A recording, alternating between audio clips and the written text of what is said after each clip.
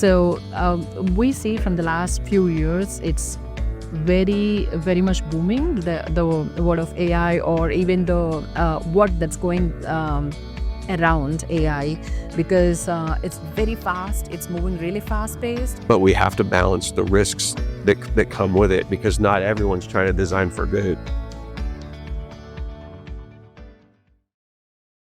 Well, today I am excited to be joined by Anita Mareedu, and we are here at Planet Hollywood, Las Vegas, Nevada, for the Put Data First conference.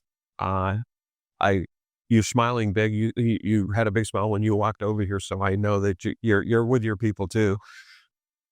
I've been really excited, looking forward to coming here and meeting people like yourself, because there's so much buzz around AI, how we're using it, the cybersecurity aspects of it.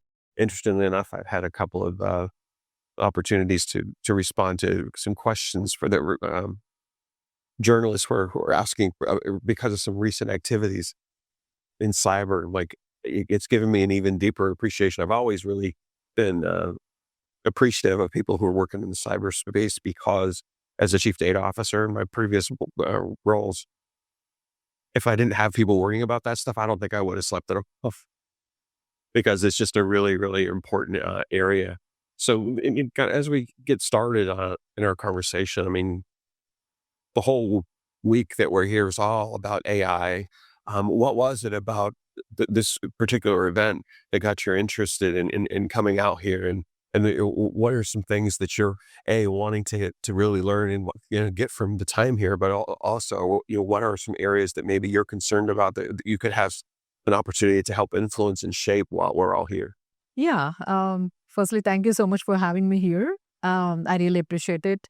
And this event is going great. And I'm here because of to learn more about AI, or to learn more about how my space or my industry that I'm working in can AI, how AI can help, or to network with the people and to get to know, to learn more and grasp things, as this event is mainly data related, like AI related data and stuff like that. So in my area of cybersecurity or network security space, and this is even more challenging with all this AI that's going on around in the world. So I'm here to learn and meet great people like yourself. Well, I'm excited about the promise that we have here with AI, but I think some of the things that I've heard about over the last couple of years, I didn't even know this until someone forwarded me an article. But it was this spring, just coming out of the worst part of the pandemic, that one of the biggest cyber attacks in the U.S. happened during that period of time. And there's just one example of how pervasive the nefarious activity can be in cyber. And I'm not sure if you're familiar with this particular incident that I'm referring to, but there were literally millions of access points that people were firing messages at the NIH, and it apparently didn't do anything to take anything offline, but it clearly was designed to bombard the thing and look for vulnerabilities. Tell me a little bit about what got you interested in cybersecurity, and what are some of your observations and as you've gotten into it, and maybe talk a little bit about that, if it's something you're familiar with, and how should we be thinking about it, and how do we advise our friends and colleagues who are working in the AI space? I mean, it's exciting, but we have to balance the risks that come with it, because not everyone's trying to design for good. Yeah, absolutely. That's a great question. So, to answer your first question, what interests me to this field is, initially I started my career in networking as a network engineer, because I did my master's in by taking some courses in network field. Though I'm an electrical engineering, and I did my thesis in VLSI, I did my research in VLSI and stuff. But also I took my courses in networking and security while doing that, taking some certifications in the field. That interested me. And once I started working off as a network engineer, and I see that we can create so much about it, we can talk from anywhere in the world using this network. creating the routes and all the way from layer 1 to 4. And then about the layer 7 or about the security stuff is what intrigued me, because nowadays, as time is going on, we see a lot of applications around the world, right? So, and then application security has become a very much prominent in the recent times, like app security or API security when we talk about it. So that intrigued me, like security, the breaches or the attacks that keep on happening. So how we can defend these, right? So that kind of interests me, and I started taking courses. I started training myself in the certification, through the certifications it can be, or the courses that we have online. So and while I am working on it, that really interests me to get into this field of security. And I have worked on a few areas of security. Like I have worked on the endpoint side of security. I have worked on network security, basically on the defense side, working on different firewalls. Like it can be different vendors that we have right there outside. Like it can be Cisco, Palo Alto, Checkpoint, Juniper, and so on, to name a few. So I have worked on different areas of that, and I also worked on different layers of security. So it can be to prevent the attacks or breaches through IDPS tools, or it can be all the way from user identification, user ID, all the way to the network security and endpoint side. So when I worked on, so basically I have had the experience to work on a holistic view, right? The whole ecosystem of security, all the way from layer 1 to all the way to layer 7, as well as covering from user ID to all the way to the perimeter side of the security. So when we talk about AI, or even if we talk about agentic AI or AI LLMs models and stuff, so we see from the last few years it's very very much booming, the word of AI, or even the work that's going around AI, because it's very fast, it's moving really fast paced, and we can also see that a lot of the work that we can do probably in hours probably can be done in minutes now by deploying. But at the same time, we need to be vigilant about where we are deploying them and how we are deploying them, and um, is it really needed? And if it is needed, how we can also secure it, right? Because at the end of the day, again, security matters a lot, because if we are deploying some kind of agentic AI or any kind of AI, if we are deploying it and we're just giving it the power to do it, then we also need to secure it, how much access we can give to what. So Right. Yeah. yeah. Yeah. You're touching on a really important thing, and it's how much data or what data can we give it? And I think, when I've thought about bias, for example, the thing that's always been more of a concern to me, and don't misunderstand. I know there's people who are actively trying to, breach systems and do things that are just beyond my imagination why they would want to. Where clearly somebody is either making them very wealthy, or they just have a very, very different mindset than I do. I don't know which, maybe it's both. Um, but the the pieces that are concerning is from a national security perspective. For example, there's information that you don't necessarily want everybody to have. If I think back when the first Gulf War was about to unfold, we first heard about stealth technology at that point in time.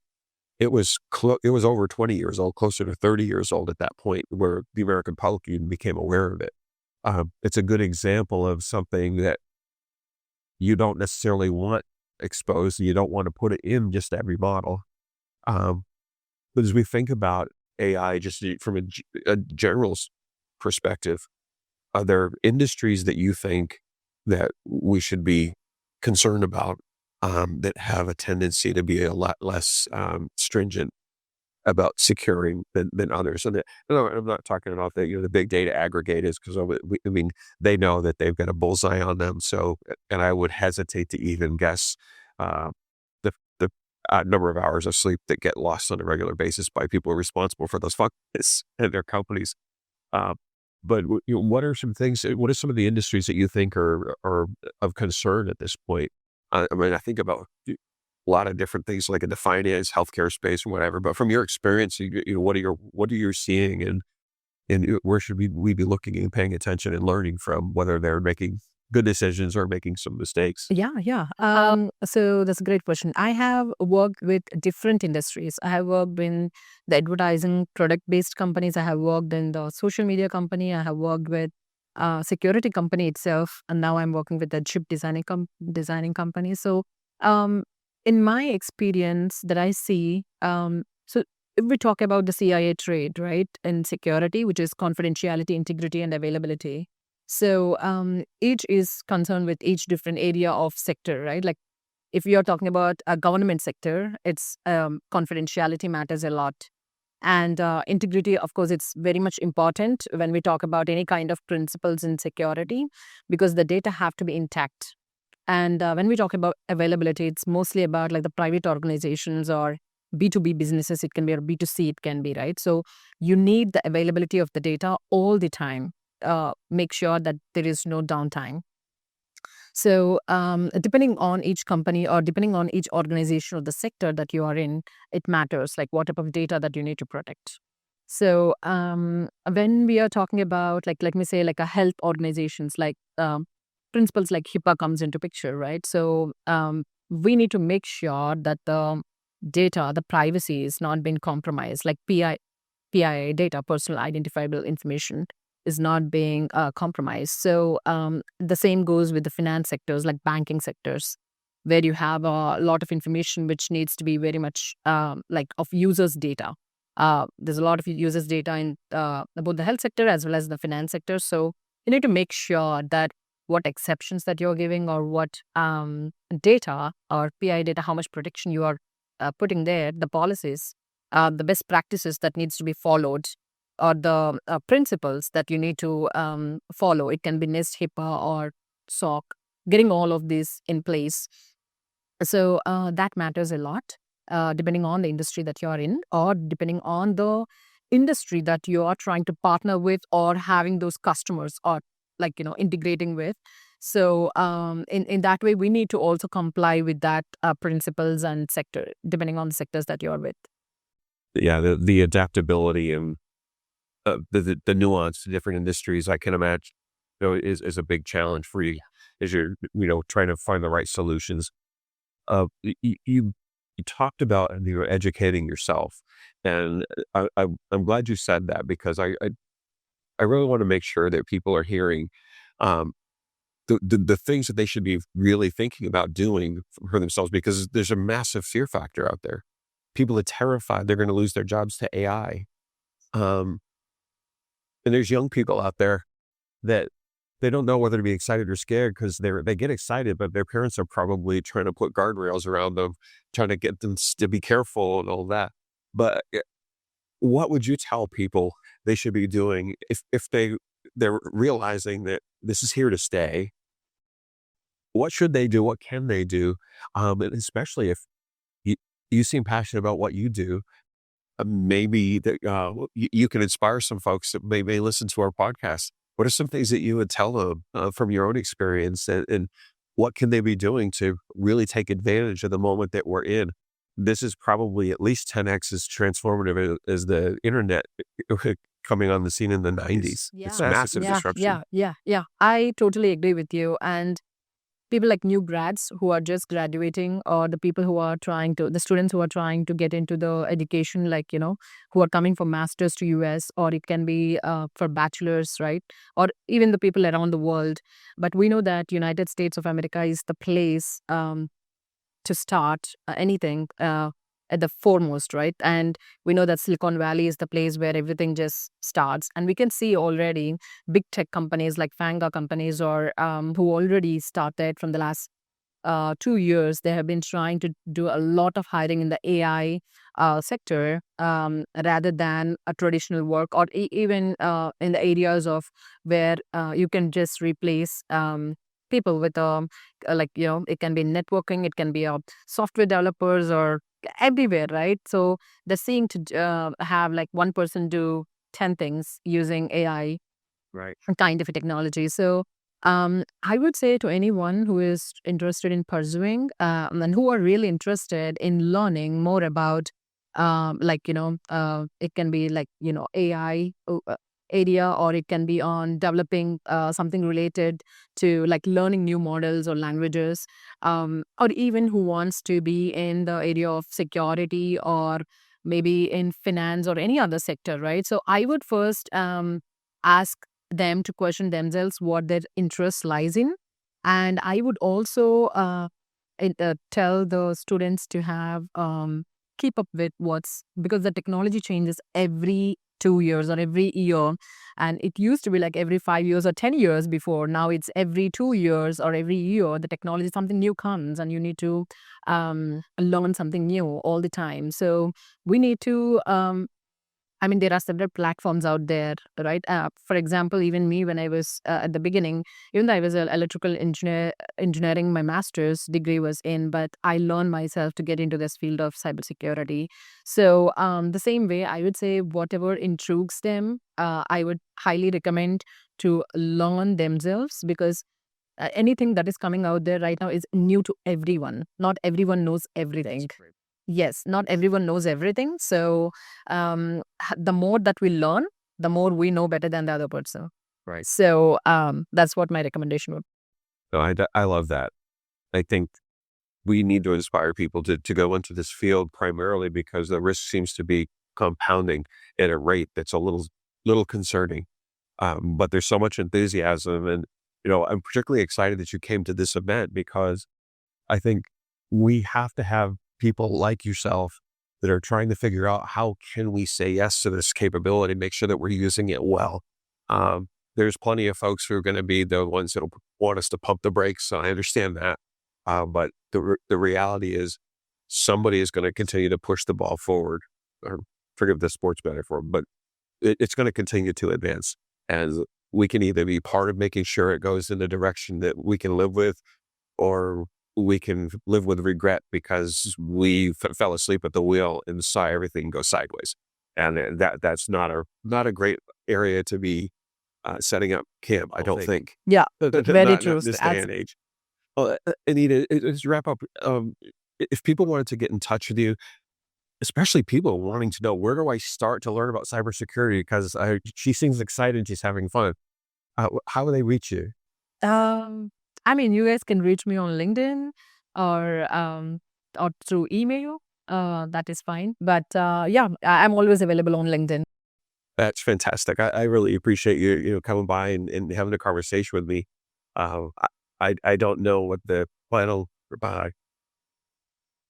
insight package looks like walking away from this event this week, but it's been off to a great start, and I cannot wait to hear from all the folks here and meet people like yourself. This is the best place to be, I think, anywhere if you're interested in AI and technology and cyber compliance. Just if you're an AI person, this is a little slice of heaven for a little. Oh yeah, definitely, definitely. And it's my pleasure meeting you. And thank you so much for this opportunity. Anita, thank you so much for getting on the signal room. Thank you. Thank you so much. That's it for this episode of The Signal Room. If today's conversation sparked something in you, an idea, a challenge, or a perspective worth amplifying, I'd love to hear from you. Message me on LinkedIn or visit signalroompodcast.com to explore being a guest on an upcoming episode. Until next time, stay tuned, stay curious, and stay human.